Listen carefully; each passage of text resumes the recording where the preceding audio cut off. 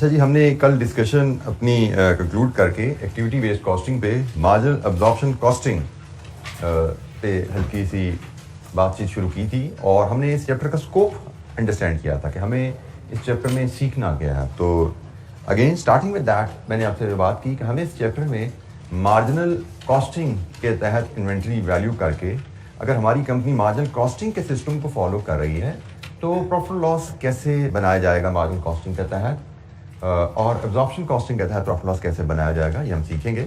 वैसे तो आपने जो फाइनेंशियल अकाउंटिंग में प्रॉफिट लॉस बनाना सीखा है वो एब्जॉर्प्शन कॉस्टिंग के तहत ही है, लेकिन जब हम एब्जॉर्प्शन कॉस्टिंग के तहत प्रॉफिट लॉस कॉस्ट अकाउंटिंग में बनाते हैं तो एक एडजस्टमेंट आती है जो फाइनेंशियल अकाउंटिंग में रिफ्लेक्ट नहीं होती। ऑल्दो वो एडजस्टमेंट हम पहले डिस्कस कर चुके हैं, लेकिन मैं आपको दोबारा बताऊंगा जब हम एब्जॉर्प्शन कॉस्टिंग पे बात करेंगे।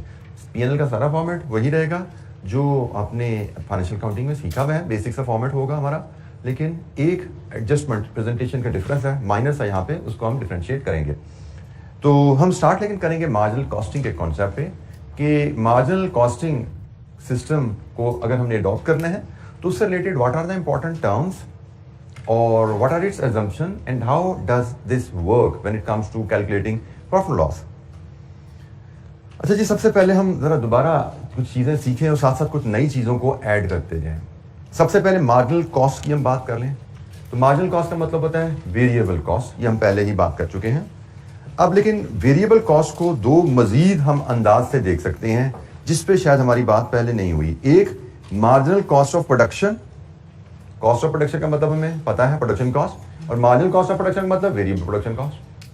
और इसमें जारी बात है तमाम variable production cost, direct material, direct labour, direct expenses, direct cost तो सारी वेरिएबल होती हैं, वो भी आ जाती हैं, plus variable production cost, production overheads कह लीजिए।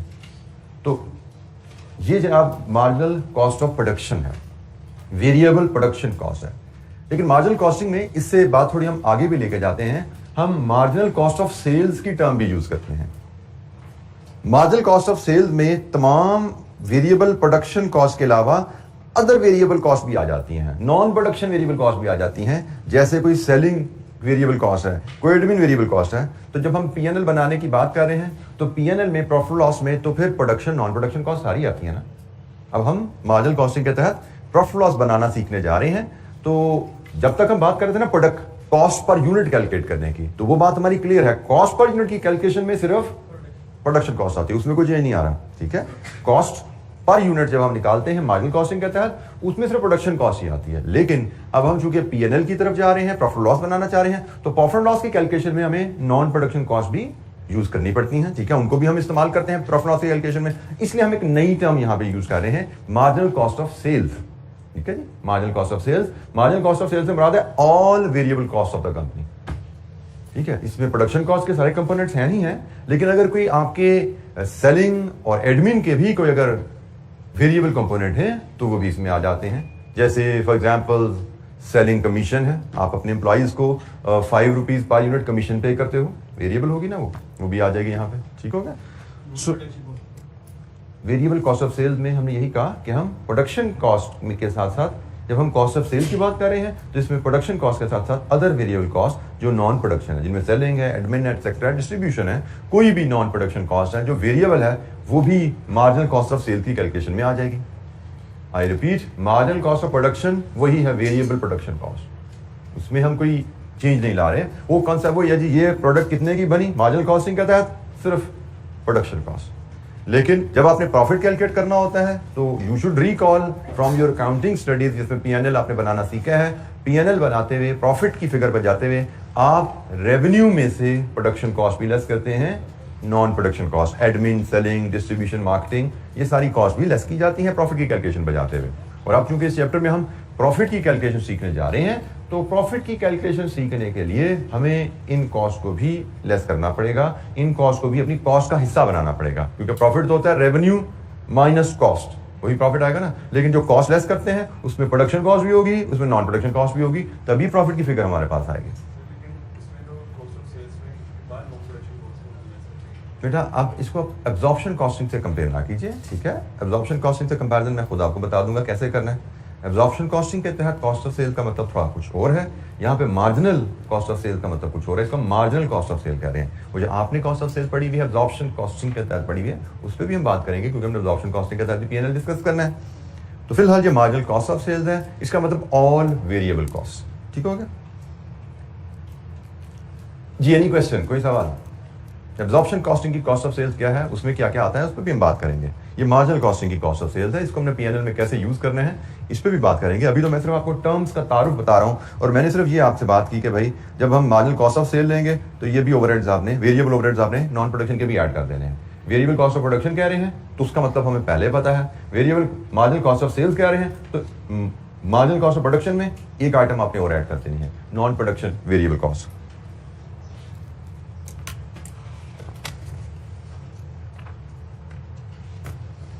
अच्छा जी, मार्जिनल कॉस्टिंग की हमें सीखने की क्यों जरूरत पड़ी है? अच्छा, भला हमने एब्जॉर्प्शन कॉस्टिंग के तहत P&L बनाना सीखा हुआ है तो हमें यहाँ पे मार्जिनल कॉस्टिंग सीखने की जरूरत क्यों पड़ी है? पहली बात, आपको बताया गया है कि कॉस्ट अकाउंटिंग में हमारे पास फ्लेक्सिबिलिटी होती है कि हम दो सिस्टम्स हैं, दोनों में से जो मर्जी फॉलो कर लें, एब्जॉर्प्शन कॉस्टिंग फॉलो कर लें, मार्जिनल कॉस्टिंग फॉलो कर लें। लेकिन कॉस्ट एंड मैनेजमेंट अकाउंटिंग में जो ये मार्जिनल कॉस्टिंग सिस्टम है, it is more useful, it has more benefits absorption costing के निस्बत। मार्जिनल कॉस्टिंग का सिस्टम हमारे लिए ज्यादा फायदेमंद है क्योंकि हमने जो कॉस्ट एंड मैनेजमेंट अकाउंटिंग में जो फंक्शंस परफॉर्म करने होते हैं, जो हमने मकासद इस कॉस्ट अकाउंटिंग मैनेजमेंट अकाउंटिंग से हासिल करने होते हैं, उन मकासद के हसूल में मार्जिनल कॉस्टिंग का सिस्टम इज मोर बेनिफिशियल। ठीक हो गया? तो पहली बात, मार्जिनल कॉस्टिंग सिस्टम हम क्यों यूज करते हैं? It provides an alternative profit measure to absorption costing. एक प्रॉफिट कैलकुलेट करने का एक और तरीका है। कल हमने बात की कि मार्जिनल कॉस्टिंग के तहत प्रॉफिट जब हम कैलकुलेट करेंगे वो एब्जॉर्प्शन कॉस्टिंग के तहत प्रॉफिट से डिफरेंट आएगा क्योंकि कॉस्ट पर यूनिट फर्क है दोनों में। तो इस वजह से क्लोजिंग स्टॉक और फिनिश गुड्स की वैल्यू दोनों में फर्क आ जाएगी। क्लोजिंग स्टॉक और फिनिश गुड्स की वैल्यू कैसे कैलकुलेट की जाती है? Units in hand multiplied with cost per unit. तो चूंकि दोनों सिस्टम के तहत, एब्जॉर्प्शन कॉस्टिंग के तहत, मार्जिनल कॉस्टिंग के तहत कॉस्ट पर यूनिट की कैलकुलेशन फर्क है, तो दोनों के तहत इन्वेंट्री की वैल्यू फर्क आ जाएगी। कॉस्ट पर यूनिट तो प्रोडक्शन कॉस्ट पे कैलकुलेट की जाती है ना, तो चूंकि ये फर्क है तो वैल्यू ऑफ इन्वेंट्री फर्क आ जाती है मार्जिनल कॉस्टिंग में और एब्जॉर्प्शन कॉस्टिंग में। और जब वैल्यू ऑफ इन्वेंट्री फर्क होती है तो प्रॉफिट्स की कैलकुलेशन फर्क है। तो हमने कहा जी एक तो मार्जिनल कॉस्टिंग में सीख क्यों रहे हैं, क्योंकि ये एब्जॉर्प्शन कॉस्टिंग के अल्टरनेट के तौर पे प्रॉफिट लॉस कैलकुलेट करने का एक अलग सिस्टम हमें मिलता है। अच्छा जी, फोरकास्ट प्रोजेक्शन करना हमने अगर आप अभी हमारे स्कोप में है नहीं, हम कैफ 6 में ये पढ़ते हैं फोरकास्टिंग एंड बजटिंग। तो फोरकास्टिंग एंड बजटिंग का जो टॉपिक है वो भी हमारा मैनेजमेंट अकाउंटिंग की एक्सटेंशन ही है, उसमें भी ये मार्जिनल कॉस्टिंग का ही कॉन्सेप्ट हमारे लिए यूजफुल है। फोरकास्टिंग से मराद हम अगले आने वाले पीरियड को प्रोजेक्ट करना चाहते हैं, अगले साल हम कितने यूनिट्स बनाएं, कितना मुनाफा कमा पाएंगे। अगर ये हम ये प्रोजेक्ट करना चाहते हैं तो इस प्रोजेक्शन के लिए हमें मार्जिनल कॉस्टिंग के कॉन्सेप्ट की जरूरत होती है। इस पर डिटेल डिस्कशन आगे होगी। एक बड़ी अहम चीज जो हमारे सिलेबस का हिस्सा भी है, मार्जिनल कॉस्टिंग का ही कॉन्सेप्ट है जो यूज होता है ब्रेक इवन सेल्स वॉल्यूम निकालने के लिए। ब्रेक इवन की टर्म से आप लोग फेमिलियर हैं? बिल्कुल ठीक है, वेरी गुड। तो ब्रेक इवन, हम कितने यूनिट्स बेचें कि हम ब्रेक इवन कर जाएं, मतलब हमारा लॉस जीरो होके हमारा प्रॉफिट की तरफ सिर्फ सफर शुरू होगा उससे आगे। सो अगर आप जानना चाहते हैं कि आप ब्रेक इवन कितने यूनिट्स पे करेंगे तो उसके लिए भी मार्जिनल कॉस्टिंग का कॉन्सेप्ट चाहिए। और ब्रेक इवन एनालिसिस एक बड़ा अहम टूल है मैनेजमेंट अकाउंटिंग का, हमारे सिलेबस का भी एक अहम हिस्सा है। इसमें से कंपल्सरीली तकरीबन हमें क्वेश्चन आता है। सो एक ये भी इसका यूज है। और मैनेजमेंट डिसीजन मेकिंग में भी ये बहुत अहम है। डिसीजन मेकिंग भी हमारा चैप्टर है, इसको भी हमने सिलेबस में जाके आगे पढ़ना है। वहां पे भी मार्जिनल कॉस्टिंग का ही कॉन्सेप्ट यूज होने वाला है। सो मार्जिनल कॉस्टिंग का कॉन्सेप्ट हमारी मैनेजमेंट अकाउंटिंग के बहुत से टॉपिक्स की बेस है, जिसमें डिसीजन मेकिंग है, जिसमें सीवीपी है, जिसमें बजटिंग या फोरकास्टिंग है। मार्जिनल कॉस्टिंग का सब्जेक्ट हमारे बहुत से अहम टॉपिक्स की बेस है, इसलिए हमें इसकी अंडरस्टैंडिंग जरूरी है। मार्जिनल कॉस्टिंग की कॉन्सेप्ट की अंडरस्टैंडिंग के बगैर हम बहुत से मैनेजमेंट अकाउंटिंग के टूल्स जो हैं वो यूज नहीं कर सकते। तो to use management accounting tools effectively in a better way we need to understand this marginal costing. अच्छा जी, अब यहाँ पे मैं तो फिर आपकी तो जो मैं दिला दूं, दो तरह के ऑप्शंस हमारे पास टीचर्स के पास होती हैं। एक अप्रोच होती है जो कि शायद आप लोगों को भी आसान लगती है, मैं पहले भी कह चुका बार बार, लेकिन मुझे बार बार ये फील होता है कि इसको मुझे रिपीट करने की ज़रूरत है। शायद ये डाइजेस्ट कम हो रहा है लोगों को, या इसके कॉन्फ्लिक्टिंग व्यूज़ मार्केट में बहुत ज़्यादा प्रिवेल करते हैं। एक अप्रोच है आपको सिर्फ मार्जिनल कॉस्टिंग एब्जॉर्प्शन कॉस्टिंग का नाम बताया जाए और सामने आपके सवाल रख दिया जाए, लो जी इसका ये फॉर्मेट होता है इसको ऐसे करते हैं, इसका ये फॉर्मेट होता है इसको ऐसे करते हैं, और 10 सवाल करा जाए आपको सब रटा जाएगा। और दूसरी अप्रोच है आपको एक कॉन्सेप्ट बेस से लेकर चलना, आपको पता हो मार्जिनल कॉस्टिंग है क्या और उसके कंपोनेंट्स पता हो, उसके हिसाब लेकर चला जाए, और आपको जैसे मैं पुश करता है तो रीडिंग की तरफ जाएं। अब आपको जनरली स्पीकिंग हमारी चूंकि ट्रेनिंग हुई होती है एक रटे बेस सिस्टम के ऊपर, तो हमें वो अप्रोच अच्छी लगती है एज ए स्टूडेंट जिसमें रटा दिया जाए, कभी जवाब बता दो हम रट लेंगे, बस सवाल होना चाहिए। तो generally students are incline towards that approach and unfortunately some teacher I would say misuse that thing. ठीक है, उनको भी पता है बच्चों को ये चीज अच्छी लगती है और टीचर के लिए भी आसान हो करवाना, मतलब एक चीज को एक्सप्लेन करना इधर से उधर से दाएं से बाएं से कॉन्सेप्ट को एक्सप्लेन करना टीचर के लिए भी मुश्किल होता है, टीचर के लिए भी बड़ा आसान होता है। जब मैं भी जब डिस्कशन करके मैं सवालों पे आता हूं तो मैं भी कंफर्टेबल हो जाता हूं, सवाल है हम ज़्यादा सवाल ही करेंगे। तो मैं क्यों एक्सप्लेन आपको ये चीज कर रहा हूं, क्योंकि मुझे पता है कि आपको अगर मैंने रट्टे की तरफ लेके किया तो ये पेपर तो शायद आप कैफ के 2-4 पेपर निकाल जाओगे, 5 निकाल जाओगे, सारा कैफ कर दोगे, लेकिन आप सीए नहीं कर सकोगे। आपको this is the time when you need to switch. आपको अपने दिमाग में जो मेमोरी का फंक्शन यूज करने की आदत है उसका यूज कम करना है, और जो एनालिसिस का फंक्शन यूज ना करने की आदत है उसका यूज सीखना है और उसको स्ट्रेंथन करना उस पोर्शन को। जस्ट लाइक कंप्यूटर हमारे दिमाग में, मैंने यकीनन पहले भी बोला होगा, नहीं बोला तो सुन लीजिए, मेमोरी फंक्शन भी अल्लाह ताला ने दिया हुआ है, एनालिसिस फंक्शन भी दिया हुआ है। जैसा कंप्यूटर में एक हार्ड डिस्क होती है, प्रोसेसर होता है, हमारे पास भी दोनों चीजें हैं, लेकिन मसला यह है कि हम जिस फंक्शन को जितना यूज करेंगे उसकी कैपेसिटी उतनी बढ़ेगी। कंप्यूटर में तो इंसान ने बनाया ना, कैपेसिटी बना के रख दी, अभी हार्ड डिस्क कितनी है और प्रोसेसर इतना है, जो भी मेजर है उसका होता है जी, कोर i5 है या 7 है और इतने गीगाहर्ट्ज़ है फलाना ढिमकाना, वो इंसान ने बना के डाल दिया उसमें। लेकिन अल्लाह ताला ने आपके इख्तियार में दिया है कि आपके पास मेमोरी फंक्शन भी है और आपके पास एनालिसिस का फंक्शन भी है, आप प्रोसेसर फंक्शन भी है, और उसकी कैपेसिटी शायद अल्लाह ताला ने बहुत ऊपर रखी हुई है। अब जितना ज्यादा आप इन फंक्शंस को यूज करोगे उतना ज्यादा ये चीज बेहतर होती जाती है। जैसे हम देखते हैं मतलब मैंने मेमोरी का फंक्शन बहुत ज्यादा यूज नहीं किया हुआ, इसलिए मुझे बड़ा एक लिमिटेड उसका इस्तेमाल, उसकी कैपेसिटी मेरे पास है, लेकिन हमारे पास यहाँ पे माशाल्लाह हाफिज होते हैं, मतलब आपके लिए वो एक मौजज़ा लगता है कि भाई ये इतना ज्यादा। अभी हम आजकल रोज रात को कुरान सुनते हैं तरावियों में, मतलब एक वाकई मौजज़े की बात होती है कि इतना ज्यादा कुरान लफ्ज ब लफ्ज ज़ेर ज़बर पेश के साथ उन्होंने याद किया है, मतलब मेमोरी फंक्शन में इतनी स्ट्रेंथ है अल्लाह ताला ने दी है। लेकिन एनालिसिस फंक्शन में भी अल्लाह ताला ने स्ट्रेंथ दी है कि बंदों ने एटम बम में याद कर लिए, वो एनालिसिस से जाती है ना, वो मेमोरी से नहीं याद किए। कंप्यूटर्स बन गए हैं, रोबोट्स बन गए हैं, वो कहां से हुए हैं? वो भी वो एनालिसिस फंक्शन से हुए हैं। तो दोनों चीजें अल्लाह ताला ने आपके दिमाग में डाली हुई हैं और हमें यहाँ पे इनका ब्लेंड सीखना है। मेमोरी हमने यूज करनी है सिर्फ अंडरस्टैंडिंग प्रिंसिपल को मेमोराइज करने के लिए, वर्ड बाय वर्ड रटने के लिए नहीं, और उसके बाद एनालिसिस है। अगर आप चार्टर्ड अकाउंटेंट बनना चाहते हो, मेरी कल अभी अपनी फर्म में भी डिस्कशन हो रही थी अपने स्टूडेंट्स के साथ, क्योंकि मैं फर्म में भी हूँ, प्रोफेशन में भी, मुझे अदर साइड भी पता है, मुझे यहाँ से आगे का आपका सफर भी पता है, वहां पे आपको क्या चैलेंजेस आने वाले हैं वो भी पता है। तो आई कैन अंडरस्टैंड बेटर कि what are your needs now, ताकि आपका सफर आगे का स्मूथ रहे। एग्जामिनेशन में भी अल्हम्दुलिल्लाह जैसे मैंने कहा है कि मैं स्टेट अटेम्प्टर हूँ, मुझे पता है पेपर कैसे आसानी से जल्दी पास होते हैं, मैं उसके मुताबिक आपको गाइडलाइन दे रहा हूँ जो मेरा एक्सपीरियंस है। ठीक है, जो मेरा एक्सपीरियंस मैं कह सकता हूँ उससे बेहतर सिर्फ गोल्ड मेडल नहीं लिए हुए मैंने, लेकिन फेलियर नहीं कभी लिया हुआ, तो it's one of the best experience doing CA. और दूसरा बात, जो आप लोगों का अगला सफर है, जो ट्रेनिंग का सफर है, मैं उसको भी सुपरवाइज कर रहा हूँ मैं इस वक्त, मुझे उसमें भी मुझे नजर आ रही चैलेंजेस क्या है।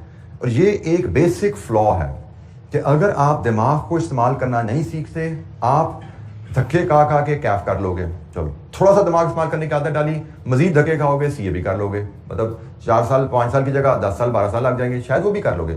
बट अगर आपने दिमाग इस्तेमाल नहीं किया तो इंडस्ट्री में जब जॉब करने जाओगे तो एम्प्लॉयर आपको दिमाग इस्तेमाल करने के पैसे देता है कि आप दिमाग के इस्तेमाल से हमारे इदारे के लिए कितना फायदा कर सकते हो। रट्टों से इदारे का फायदा नहीं होता, आप दिमाग का इस्तेमाल सीखोगे तो फायदा होगा। कल मैं अपने ऑडिट मैनेजर सुपरवाइजर से मीटिंग हो रही थी, क्योंकि मैंने भी रिसेंटली फर्म ज्वाइन की है, फर्म में गया हूं मैं, मेरी ट्रेनिंग केपीएमजी से है, वहां पे हमें ओरंदाज से लेकर चला जाता था। केपीएमजी फर्क क्या होता था, वहां पे पहली बात क्रीम स्टूडेंट जाते थे। जैसे अब बेस्ट कॉलेज में हमारे जमाने में जीसी बेस्ट कॉलेज होता था, अब लोग कहते थे यार जीसी के बच्चे सारे टॉप कर जाते हैं, पता नहीं क्या वजह यार। और भाई सारी क्रीम मांग गई है तो उन्होंने टॉप करना है ना, सारे टॉप के पूरे पंजाब के बोर्ड के जितने टॉपर्स 3-4 पोजीशनें होती थी सारी वो जीसी पहुंच जाती थी। तो जो टॉप के बोर्ड्स के बच्चे आए हैं, टॉपर्स आए हैं, उन्हीं में से एफएससी में भी लोग टॉप करेंगे। तो यही चीज आपके बिग 4 में देखी जाती है।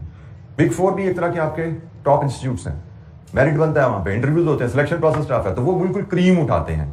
तो केपीएमजी में मेरी ट्रेनिंग है, वहां पे क्रीम होती थी सारी, और वहाँ पे हमारी ट्रेनिंग का अंदाज भी, वर्किंग एनवायरनमेंट भी मल्टीनेशनल थी। ऑल्दो हम कहते हैं कि भाई बिग 4 और बाकी फर्म में कोई डिफरेंस शायद ना हो, काफ़ी लोग कहते हैं, लेकिन ट्रेनिंग से फ़र्क पड़ता है। Just like doing MBA from LUMS and doing MBA from Punjab University. MBA तो MBA ही है, ठीक है, लेकिन देयर इज अ डिफरेंस। आप किसी अच्छे इदारे से पढ़ते हो, किसी एवरेज इदारे से पढ़ते हो, फर्क पड़ता है। इसलिए अब इसका मतलब ये नहीं कि पढ़े ही ना, ये भी आपने समझना। अक्सर बच्चे कहते हैं चाहिए लम्स में दाखिला नहीं हो तो मैं MBA नहीं करूंगा, ये भी गलत बात है। लम्स में दाखिला लेना है तो लम्स जितने क्रेडेंशियल बनाओ पहले। लम्स के क्रेडेंशियल आपको पता होने चाहिए क्या होते हैं, कि वहाँ पे कितने हमें ग्रेड्स चाहिए, कितने परसेंटेज चाहिए, कितनी अटेम्प्ट्स चाहिए, हमें क्या अदर स्किल्स चाहिए जिसकी वजह से हम लम्स में दाखिला ले सकते हैं।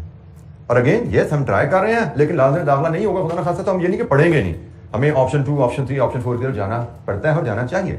हैविंग सेड दैट, जो मैं चीज़ मैं आपसे शेयर करने लगा था कि मैंने ज़ाहिर बात है KPMG से ट्रेनिंग ली, और अब मैं एक नंबर टॉप 10 में फर्म आती है जहाँ पे मैं पार्टनर का काम कर रहा हूँ, लेकिन आई कैन स्टिल फील कि बच्चों में जो एक चीज़, खैर फ़र्क टाइम का भी है। मैंने ट्रेनिंग शुरू की थी 95 में, और अब चल रहा है, अब जो बच्चे आ रहे हैं उन्होंने अगले पिछले 1-2-3 साल में या 6 महीने पहले ट्रेनिंग शुरू की है। एक जो बहुत ज़्यादा फ़र्क आ चुका है कि हमारे ज़माने में हमें दिमाग इस्तेमाल करने की, उस ज़माने में टीचर्स कम थे and they were not commercial. उन सब का मकसद सिर्फ एक था कि यार ये बच्चे सीए कर रहे हैं। अनफॉर्चुनेटली हमारे यहाँ पे एक दौड़ सी लग गई हुई है कि यार मैं फेवरेट बन जाऊँ बच्चों का, मैं बच्चों की ज़िंदगी आसान कर दूँ। आगे बच्चे के साथ क्या होता है इससे करनी मुझे, ये करप्शन है इंतहा दर्जे की। एंड फ्यू ऑफ टीचर्स में, जो कि मैं प्रोफेशन में 20 साल से हूँ और मैंने बेतहाशा लोगों के साथ काम किया है, मेरे साथ बहुत से ऐसे लोग आए हैं जिन्होंने ये काम किया। तो अनफॉर्चुनेटली आपको ये चीज़ ये एग्जिस्ट करती है factor, and you need to realize this thing. जो टीचर आपकी ज़िंदगी रट्टे की तरफ ले जाके आसान कर रहा है वो आपका हमदर्द नहीं है, वो आपका दुश्मन है, ये ज़हन में रखिए। जो टीचर आपको किताब से दूर कर रहा है, किताब पढ़ने की जरूरत नहीं है, जो जुमला बोलता है कि किताब की कोई जरूरत नहीं, किताब ना पढ़ो बेटा, वो आपका दुश्मन है। क्योंकि मैंने आपसे अगर शेयर नहीं किया तो मैंने CA फाइनल का पर्चा सिर्फ किताब पढ़ के पास किया। आपके मैंने शायद जिक्र किया था, उमैर शराज साहब यहाँ पे जो पढ़ाते हैं, उन्होंने खुद एडमिट किया किताब पढ़ी तो पर्चा पास हुआ, फाइनल का यही पर्चा, इसका एडवांस पेपर था। किताब पढ़ी तो पास हुआ, किताब के बगैर मैंने 4-5-6 अटेम्प्ट फेल हो गया था। ठीक है, तो मतलब जो बात आपको कही जाती है वो तजर्बे, ज़ाती तजर्बा प्लस फीडबैक की बेस पे कही जाती है। तो आपको जो चीज़ समझनी है, मेरे लिए बड़ा आसान था ये चीज़ों को स्किप करके आगे आ जाना, लेकिन बताइए आपको से जाती है कि ये चीज़ें अहम है, ये चीज़ें आपकी फाउंडेशन के लिए बहुत अहम है, इन पे आपको टाइम लगाना है अगर आपने CA करना है। कैप 3 मकसद मेरा पास कराना हो तो मेरे लिए और बड़े तरीके हैं आपको पास कराने के, बड़े शॉर्टकट है मेरे पास, लेकिन I don't want to get into that, क्योंकि मुझे पता था आपकी कैप 3 के बाद कैप 6 भी पास नहीं होना अगर मैंने शॉर्टकट पे आपको लगा दिया। CFAP 4 तो बहुत दूर है।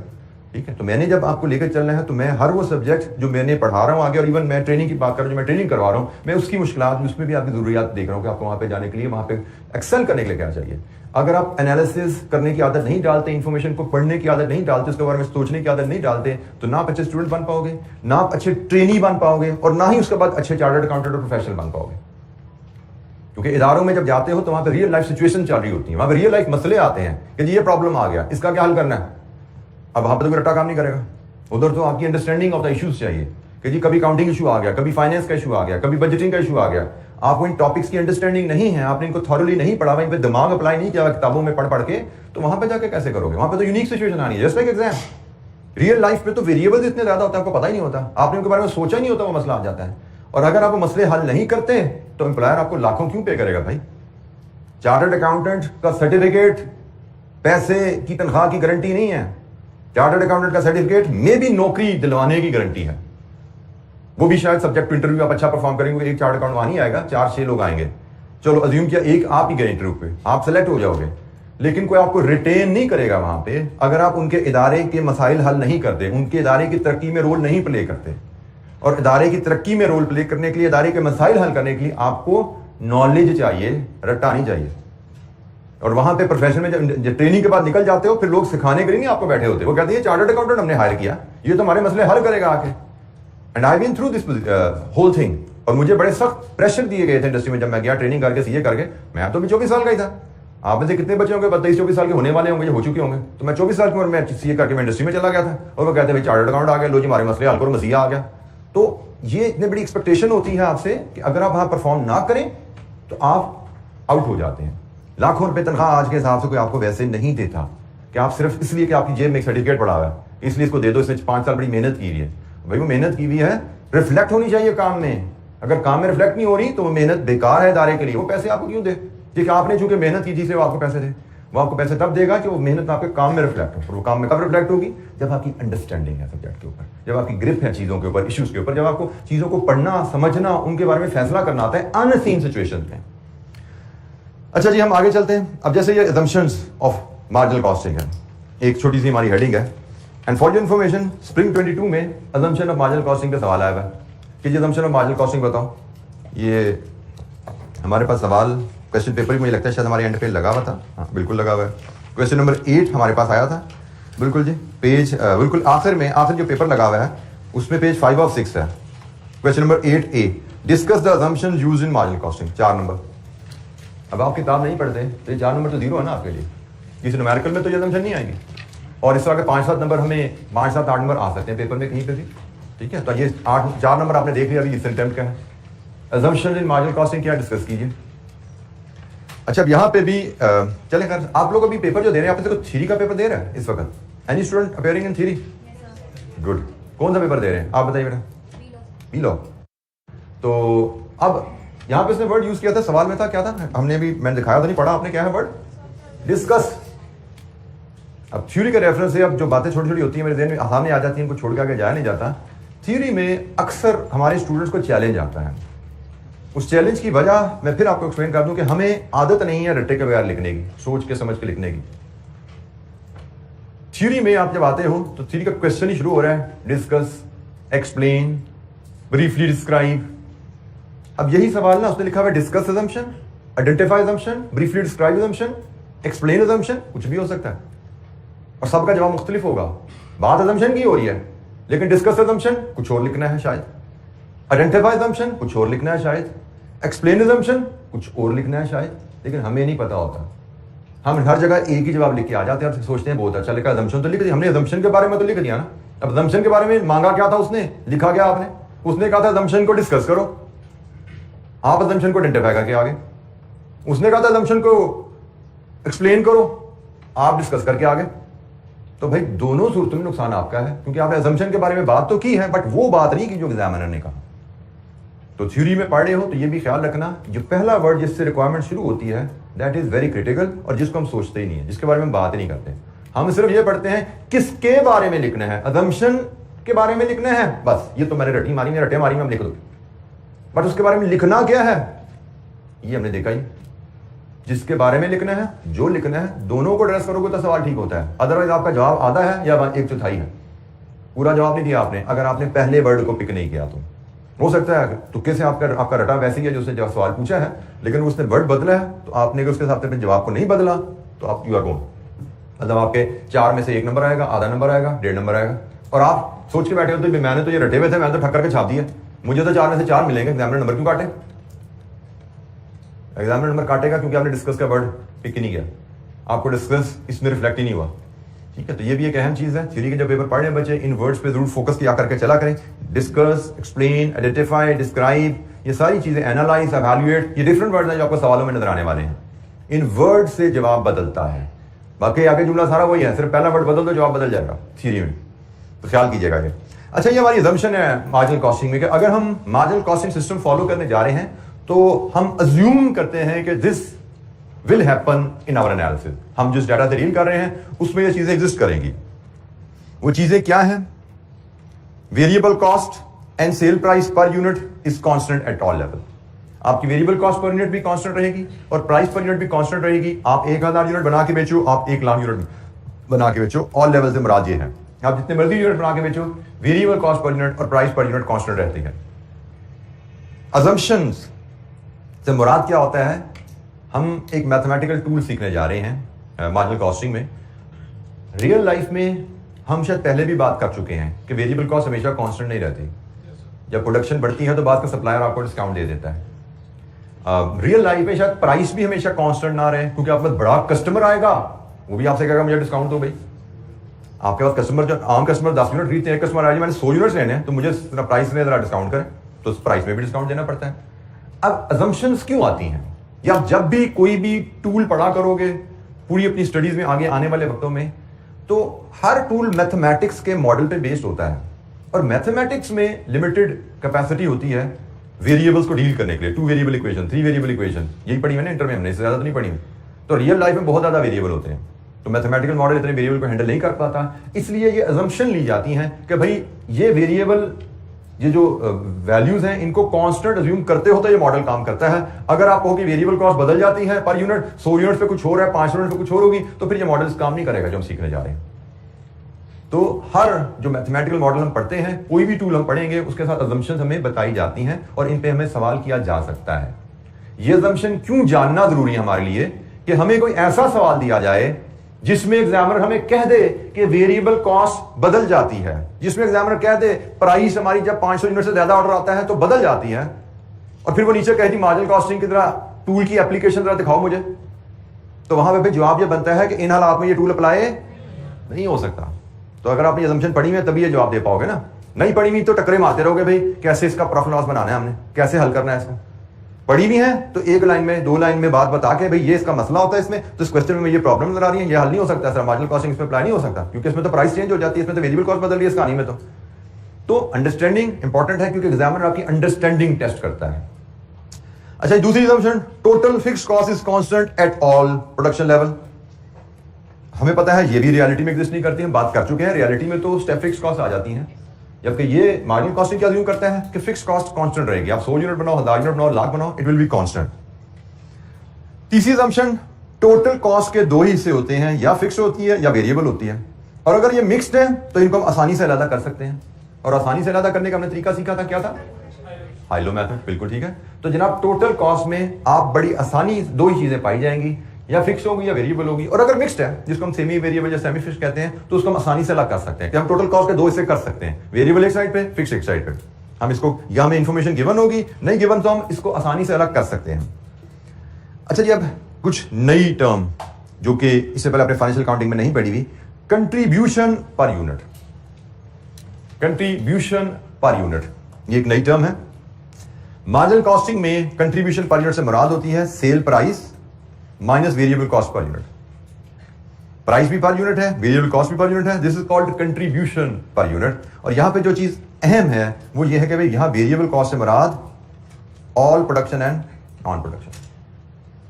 जब हम कंट्रीब्यूशन पर यूनिट की बात करते हैं तो कंट्रीब्यूशन पर यूनिट में ऑल वेरिएबल कॉस्ट लेस की जाती है, price per unit, variable cost per unit. For example आपको बताया गया है एक प्रोडक्ट आप 100 रुपए की बेचते हो और इसको बनाने में आपकी जो प्रोडक्शन कॉस्ट आई है वे मार्जिनल वो 50 रुपए है, और इसको बेचने पे जो आप सेलिंग कमीशन देते हो नॉन प्रोडक्शन वो 10 रुपए है। इसका मतलब आप 40 रुपए कंट्रीब्यूशन कमा रहे हो एक प्रोडक्ट को बेच के। This is not profit, this is contribution. Profit होता है sales minus all cost, sales minus all cost. Contribution क्या है? Sales minus variable cost. ठीक हो गया? प्रॉफिट का मतलब आपको पता है, अपने एब्जॉर्प्शन कॉस्टिंग में सीखा हुआ है, पीएनएल बनाना अपने फाइनेंशियल अकाउंटिंग में सीखा हुआ है। सेल्स माइनस ऑल कॉस्ट करते हैं तो प्रॉफिट आता है।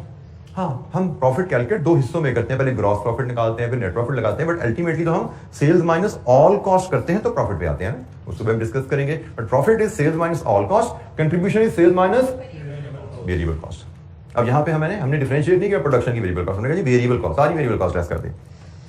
यह है एक यूनिट पे हम कितना कंट्रीब्यूशन कमाते हैं। फिर टोटल कंट्रीब्यूशन, हम टोटल कंट्रीब्यूशन कितना कमाते हैं ये जानना चाहते हैं, तो एक यूनिट पे जो कमाया उसको यूनिट सोल्ड से मल्टीप्लाई कर दो।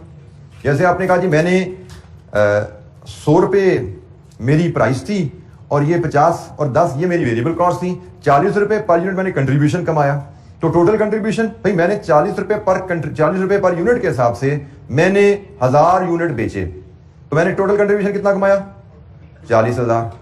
एक तरीका है, आप टोटल कंट्रीब्यूशन ऐसे कैलकुलेट कर सकते हो, contribution per unit into unit sold. कितने यूनिट बेचे? एक यूनिट बेच के 40 रुपए कंट्रीब्यूशन कमाते हैं, तो 1000 यूनिट बेच के कितना कमाएंगे? 40,000। अल्टरनेटिवली हम टोटल कंट्रीब्यूशन इस तरह भी निकाल सकते हैं, टोटल रेवेन्यू 1000 यूनिट्स इंटू ₹100, यही है टोटल रेवेन्यू हमारा, रेवेन्यू या सेल की बात है ना, माइनस टोटल वेरिएबल कॉस्ट। हमारी वेरिएबल कॉस्ट पर यूनिट कितनी है जी? 60, 1000 यूनिट इंटू 60, तो आप देखते हैं यहां से भी आपका आंसर 40,000 ही आ रहा है। तो टोटल कंट्रीब्यूशन आपका अदारा कितना कमा रहा है, आप contribution per unit into unit से ले लो, या total revenue minus total variable cost से ले लो, आंसर सेम ही आएगा आपका। क्योंकि भाई मैथमेटिक्स समझो अगर, तो इस इक्वेशन में 1000 कॉमन है ना, 1000 कॉमन निकालो तो पीछे का बच गया 100 माइनस 60, तो वो कंट्रीब्यूशन पर यूनिट ही है ना। तो यही बात बन गई ना कि units into contribution per unit. तो आप total revenue minus total variable cost कर लो या 1000 कॉमन करो तो ये इक्वेशन बन जाती है, contribution per unit into unit sold. तो दोनों तरीकों से आपका आंसर वही 40,000 आ रहा है। सो कंट्रीब्यूशन पर यूनिट क्या है, टोटल कंट्रीब्यूशन क्या है। मार्जिनल कॉस्टिंग में हम प्रॉफिट लॉस की कैलकुलेशन कुछ इसी अंदाज में लेके चलते हैं कि हम पहले कंट्रीब्यूशन ऑन करते हैं। कंट्रीब्यूशन क्या है, total revenue minus total variable cost, और फिर हम प्रॉफिट कैलकुलेट करते हैं नेक्स्ट स्टेज में। और प्रॉफिट क्या आता है, total contribution minus total fix cost. और फिक्स कॉस्ट की जब हम बात कर रहे हैं तो यहां पे भी ख्याल रखना है, it means all fix cost, production non production. Marginal costing के तहत प्रॉफिट हमारा ऐसे आएगा, प्रोडक्शन नॉन प्रोडक्शन सारी फिक्स कॉस्ट कंट्रीब्यूशन में से लेस कर दो तो आपका प्रॉफिट आ जाता है।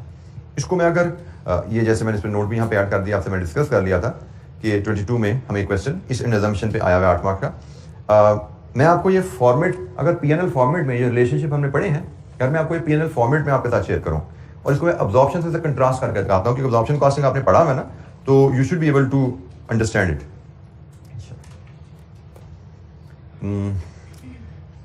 हमने अभी जो बात सीखी मैं उसको मार्जिनल कॉस्टिंग,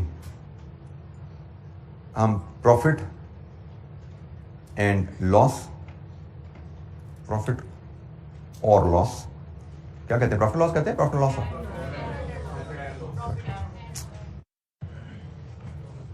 अगर मैं गलती नहीं कर रहा तो शायद अकाउंटिंग स्टैंडर्ड्स का भी आपको मतलब नहीं पता, लेकिन हमारे जो लॉज या रूल्स हैं जो फाइनेंशियल अकाउंटिंग हमें सिखाते हैं उनमें शायद प्रॉफिट और लॉस होता है। क्यों आखिर आपने R2 पढ़ा, मैं नहीं याद, प्रॉफिट और लॉस होता है या प्रॉफिट एंड लॉस होता है? मुझे क्यों याद पड़ा प्रॉफिट और लॉस होता है? बड़ी फाइनेंशियल स्टेटमेंट में देखता हूँ रोज, हो सकता है मेरी मेमोरी थोड़ी कमजोर है, लेट्स सी। अभी देख रहे थे ये क्या होता है।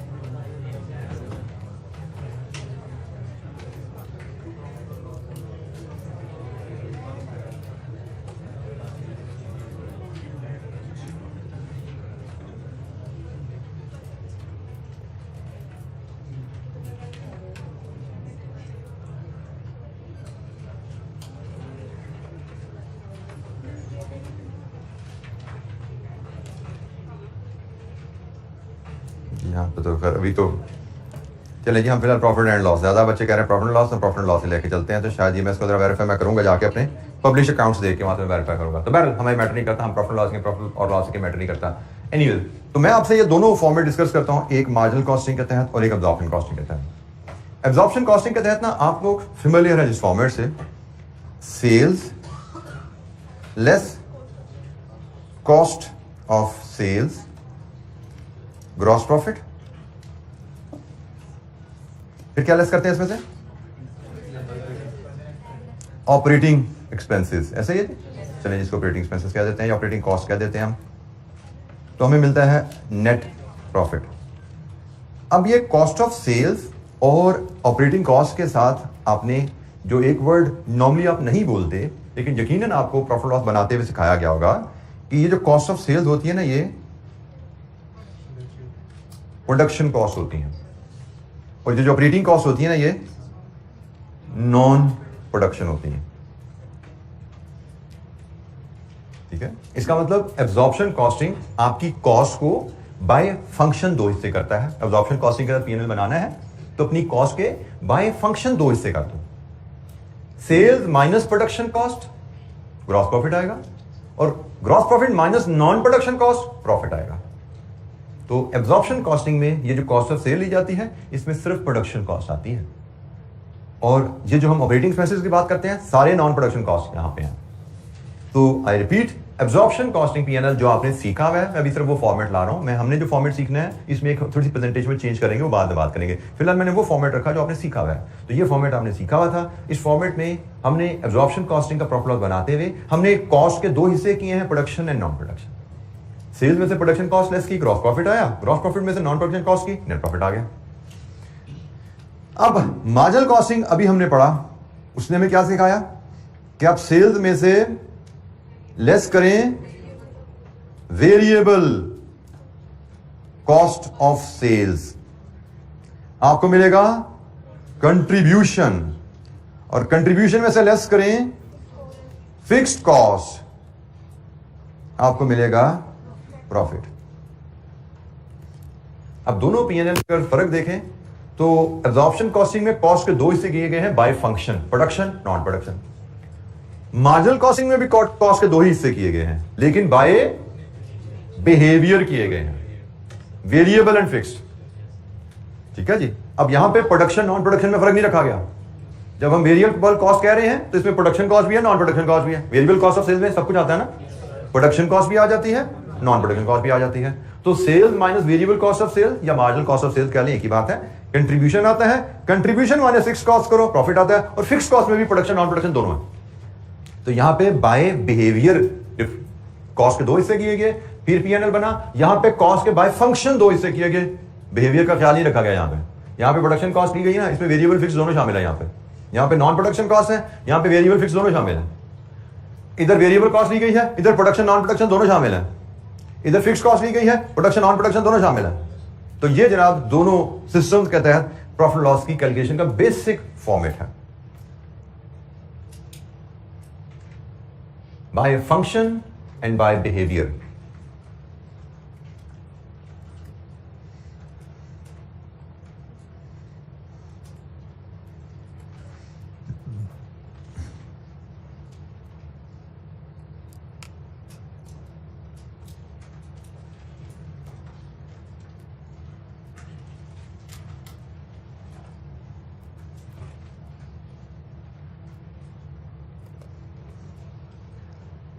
जी एनी क्वेश्चन, कोई सवाल?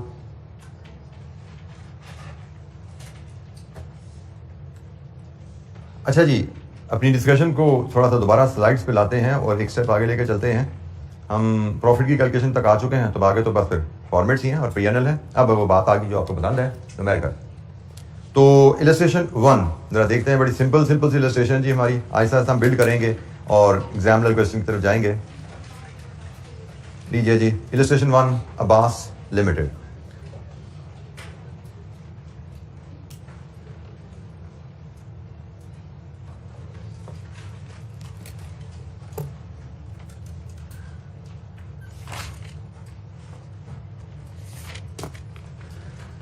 Abbas Limited manufactures and sell two products, Alpha and Beta. Product Alpha has a variable cost of ₹60 and sells for 100. And product Beta has a variable cost of 80 and sells for 150. During the month of July, 20,000 units of product Alpha and 30,000 units of product Beta were produced and sold. Fixed cost incurred in the month was 2.5 million. Requirement है calculate profit or loss for the month of July using marginal costing principle. Profit loss बनाना है जी हमने marginal costing principle के तहत। तो अभी हमने जो profit loss की डिस्कशन सीखी थी। अच्छा, यहाँ पे ना हमारे पास फॉर्मेट की लिबर्टी होती है। हम चाहे तो टोटल कंट्रीब्यूशन मेथड 1 के तहत निकालें, चाहे तो टोटल कंट्रीब्यूशन मेथड 2 के तहत निकालें। मेथड 1 क्या है, contribution per unit into unit sold. Method 2 क्या है, total revenue minus total cost. दोनों ऑप्शन हमारे पास है, ठीक है। तो हमें टोटल प्रॉफिट निकालना है। तो टोटल प्रॉफिट निकालने के लिए हमारा जो फॉर्मेट है, मैं चलें फिलहाल एक डिटेल वे में चलूँ आपके साथ। इलस्ट्रेशन 1, तो हमने एक जो फॉर्मेट सीखा है, हम revenue less variable cost of sales, अब मैं एब्रीविएट कर रहा हूं थोड़ा सा इसको, तो हमें कंट्रीब्यूशन मिलेगा। कंट्रीब्यूशन में से लेस कर दें फिक्स्ड कॉस्ट, तो हमें प्रॉफिट मिल जाएगा। मार्जिनल कॉस्टिंग के तहत पीएनएल ऐसे ही बनता है। रेवेन्यू, हम दो प्रोडक्ट्स बेच रहे हैं, तो टोटल रेवेन्यू में हमें उन दोनों का रेवेन्यू ऐड करना पड़ेगा। तो मैं इसी के सामने कैलकुलेशन अगर परफॉर्म करूं, एक प्रोडक्ट अल्फा है, इसके हम 20,000 यूनिट्स बेचेंगे और अल्फा का कंट्रीब्यूशन पर यूनिट है 100 प्राइस माइनस 60 वेरिएबल कॉस्ट। यही है जी डाटा अल्फा का। प्लस बीटा है, बीटा के यूनिट्स बेचेंगे हम 30,000, सॉरी हम तो रेवेन्यू निकाल रहे हैं, माई मिस्टेक, मैं कंट्रीब्यूशन डायरेक्ट जा रहा था। रेवेन्यू 20,000 इंटू 100 और प्लस 30,000 इंटू 150। लीजिए जी, यहां से हम रेवेन्यू लेते हैं। टोटल रेवेन्यू हम इन यूनिट्स को बेच के कितना कमाएंगे? 65 मिलियन, 6.5 मिलियन, 6.5 मिलियन। ये है जी हमारा रेवेन्यू। इसी पैटर्न पे वेरिएबल कॉस्ट ऑफ सेल्स हम कैलकुलेट करते हैं। 20,000 यूनिट्स अल्फा के variable cost per unit 60 plus 30,000 variable cost कितनी जी 80। Total variable cost 3.6 million. लीजिए जी यहां से आपका कंट्रीब्यूशन आया 2.9 मिलियन। 2.9 मिलियन आपका कंट्रीब्यूशन है। अब हमें फिक्स कॉस्ट चाहिए। टोटल फिक्स कॉस्ट हमें क्वेश्चन में बताई गई है incurred during the period is 2.5 million. लीजिए जी यहां से हमने ली हमारा प्रॉफिट 400,000। हम ये प्रेजेंटेशन ऐसे भी कर सकते हैं और जैसे मैं पहले गलती से करने चाह रहा था वैसे भी कर सकते हैं। मैं इसका अल्टरनेट प्रेजेंटेशन भी आपसे शेयर करूं। 20,000 को मैं मल्टीप्लाई कंट्रीब्यूशन पर यूनिट से कर दूं और फिर मैं 30,000 को मल्टीप्लाई कंट्रीब्यूशन पर यूनिट से कर दूं तो मैं डायरेक्ट यहां से इस वैल्यू पे आ जाता हूं। दोनों मैं ऊपर का फिगर ये लिखूं ही ना, मैं यहीं से सवाल शुरू करूं तो भी ठीक है, मैं इस तरह सवाल कर दूं तो भी ठीक है। बट यू मस्ट अंडरस्टैंड कि भाई क्या कॉन्सेप्ट है। हम टोटल कंट्रीब्यूशन दो तरीके से ला सकते हैं, एक रेवेन्यू माइनस वेरिएबल कॉस्ट और दूसरा volume into contribution per unit. अब दो प्रोडक्ट्स ही तो दो दफा कैलकुलेशन कर ली, volume into contribution per unit, volume into contribution per unit. तो प्रोडक्ट अल्फा का कंट्रीब्यूशन, बीटा का कंट्रीब्यूशन, टोटल कंट्रीब्यूशन। दो प्रोडक्ट्स हैं तो दो कैलकुलेशन होगी। जैसे हमने यहाँ पर रेवेन्यू की दो कैलकुलेशन करके सम किया, वेरिएबल कॉस्ट की दो कैलकुलेशन सम किया, इसी तरह हम कंट्रीब्यूशन की दो कैलकुलेशन करके सम कर सकते हैं। जी जनाब, एनी क्वेश्चन, कोई सवाल? हमने मार्जिनल कॉस्टिंग के तहत प्रॉफिट कैलकुलेट करना एक बेसिक इलस्ट्रेशन देखी। एक बेसिक इलस्ट्रेशन और देखते हैं, उसमें भी इसी तरह की कोई बेसिक सी कैलकुलेशन हमसे करवाई जा रही है। Illustration number 2, owner limited makes only one product, the cost card of which, cost card पहले भी सुन चुके हैं। कॉस्ट कार्ड से मुराद होता है कॉस्ट पर यूनिट का शेड्यूल, ठीक है, कॉस्ट पर यूनिट की डिटेल। तो कॉस्ट कार्ड में क्या लिखा है? डायरेक्ट मटेरियल 30 रुपए है, डायरेक्ट लेबर 60 रुपए है, वेरिएबल प्रोडक्शन ओवरहेड 20 रुपए है, फिक्स्ड प्रोडक्शन ओवरहेड 40 रुपए है। ये जरा क्वेश्चन मार्क है, इसको हम बात करेंगे। वेरिएबल सेलिंग एक्सपेंसेस 50 रुपए है। Selling price of one unit is 210। हमसे कहा जी sales during the period were 3,000 units and actual fixed production overhead incurred were 1,000। Requirement क्या है? Total contribution earned during the period. Total contribution earned during the period बताइए part A में। तो total contribution earned हम कैसे निकाल सकते हैं?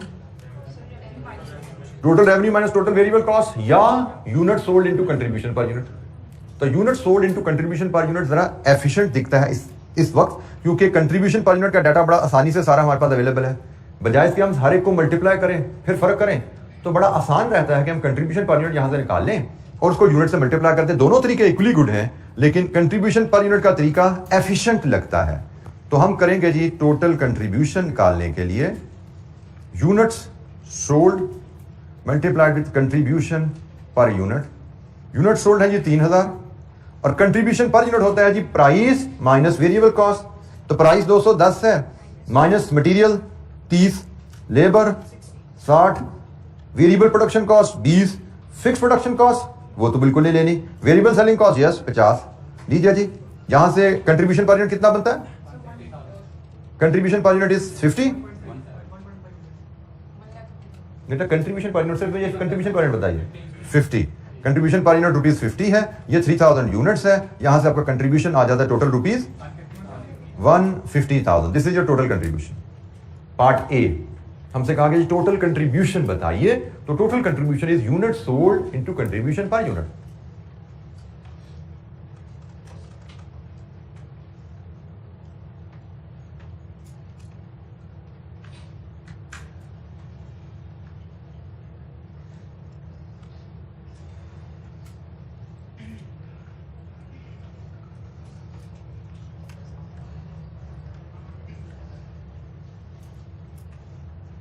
अच्छा जी, फिर हमें कहा गया है कैलकुलेट टोटल प्रॉफिट और लॉस फॉर द पीरियड। तो पार्ट बी में टोटल प्रॉफिट और लॉस की कहानी होती है total contribution less total fixed cost. तो जनाब टोटल कंट्रीब्यूशन हमारा 1,50,000 है और फिक्स कॉस्ट कितनी है 1 लाख, तो हमारा प्रॉफिट आया 50,000। ये है जी मार्जिनल कॉस्टिंग के तहत प्रॉफिट लॉस की कैलकुलेशन। जी एनी क्वेश्चन, कोई सवाल? जी बेटा। अच्छा यहाँ पे चलें, आपके साथी ने सवाल पूछ लिया, इसका मतलब समझ लीजिए। कॉस्ट कार्ड है जिसके बारे में मैंने बताया, कॉस्ट कार्ड का मतलब होता है पर यूनिट डाटा है, ऐसा ही है। और जब भी आपको fixed overhead cost per unit दी जाए, फिक्स पर यूनिट कहाँ से आती है? एब्जॉर्ब से आती है, ठीक है। तो मार्जिनल कॉस्टिंग में एब्जॉर्ब्ड ओवरहेड का क्या ताल्लुक? ठीक है, एब्जॉर्ब्ड ओवरहेड तो एब्जॉर्प्शन कॉस्टिंग से उसका ताल्लुक बनता है, ठीक है। तो फिक्स्ड ओवरहेड का ताल्लुक, जब भी overhead cost fix overhead cost per unit दी जाएगी तो पर यूनिट कॉस्ट तो हमेशा एब्जॉर्प्शन से ही आती है। फिक्स कॉस्ट तो कभी पर यूनिट होती नहीं है, वो तो रेंट है पर मंथ, सैलरी है पर मंथ, ठीक है जी, बिजली का बिल है पर मंथ। फिक्स्ड कॉस्ट जब भी पर यूनिट दी गई है, ये तो एब्जॉर्प्शन रेट है भाई, और एब्जॉर्प्शन रेट तो एब्जॉर्प्शन कॉस्टिंग में कभी इस्तेमाल होगा, मार्जिनल कॉस्टिंग में उससे कुछ लेना देना नहीं है। जी एनी क्वेश्चन, कोई सवाल? अच्छा जी, आज के लिए इतना ही। कल इंशाअल्लाह मजीद हम इलस्ट्रेशन कैरी करेंगे मार्जिनल कॉस्टिंग पे, तो इसकी डिटेल में डिस्कशन होगी और फिर एब्जॉर्प्शन कॉस्टिंग की तरफ भी चलेंगे इंशाअल्लाह। थैंक यू, अस्सलाम वालेकुम।